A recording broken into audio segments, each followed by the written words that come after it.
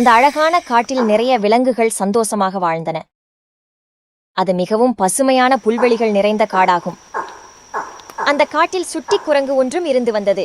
அது மிகவும் சுட்டித்தனமும் சுறுசுறுப்பும் கொண்ட அன்பான குரங்காகும். காட்டில் எந்த விலங்கு உதவி என்று கேட்டாலும் சுட்டி குரங்குதான் ஓடி வந்து உதவி செய்யும். சுட்டி தம்பி, அருகில் உள்ள குளத்திற்கு தண்ணீர் எடுக்க போகிறேன். என் குழந்தைகளை பார்த்து கொள்வாயா? ஓ, நான் கவனித்துக் கொள்கிறேன். போய் வாருங்கள் பாட்டி.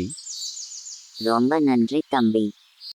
ஒரு நாள் சுட்டி குரங்கு வழக்கம் போல விளையாடும் போது ஒரு பாறாங்கல் தட்டி கீழே விழுந்தது. ஐயோ அம்மா, என்ன இது? இப்படி விழுந்து விட்டேனே. இது என்னவாக இருக்கும்?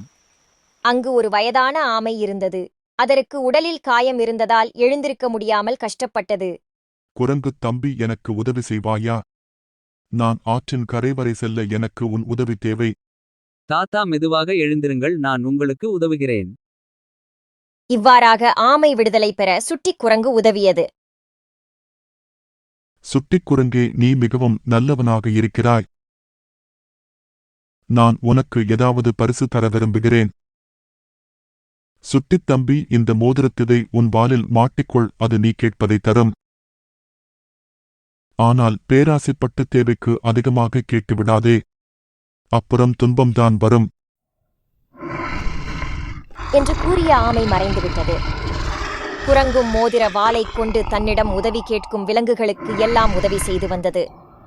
செய்தி காட்டுத்தீ போல பரவி எல்லா விலங்குகளும் குரங்கிடம் உதவி கேட்டு வந்தன. சில நாட்களில் செய்தி அந்த காட்டின் சிங்கராஜா காதுக்கும் போனது. அது மிகவும் கர்வம் கொண்ட சிங்கமாகவும் அதற்கு சுட்டி குரங்கு எல்லோருக்கும் உதவி செய்து நல்ல பெயர் எடுப்பது பிடிக்கவில்லை. சிங்கராஜா, அந்த மோதிரம் உங்கள் வாலில் தான் இருக்க வேண்டும்.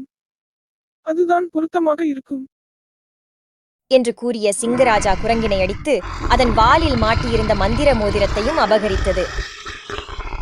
மோதிரத்தை தனது வாலில் மாட்டி அழகு பார்த்த சிங்கராஜா அதற்கு கட்டளையிட்டார்.